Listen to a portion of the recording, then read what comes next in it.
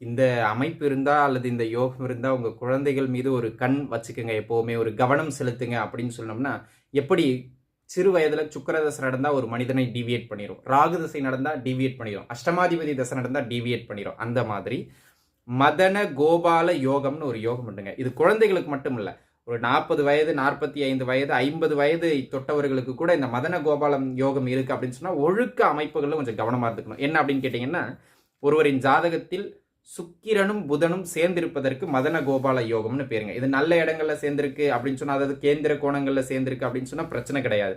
ஆனால் 6ஆம் இடத்திலோ 8ஆம் இடத்திலோ 12ஆம் இடத்திலோ இந்த புதன் சுக்கிரன் சேர்க்கை இருக்கின்றது என்றால் இந்த மதன கோபால யோகம் பொதுவாகவே உடலுக்கு சுகங்களை, மனதிற்கு சுகங்களை கொடுக்கக்கூடிய விஷயம் தவறானதாக இருந்தாலும் கூட அதை செய்வதற்காக தூண்டிக்கொண்டே இருக்கும். ஒருவேளை இந்த யோகமும் இருந்து சுக்கிர தசையோ புதன் தசையோ வருது, சின்ன வயசுல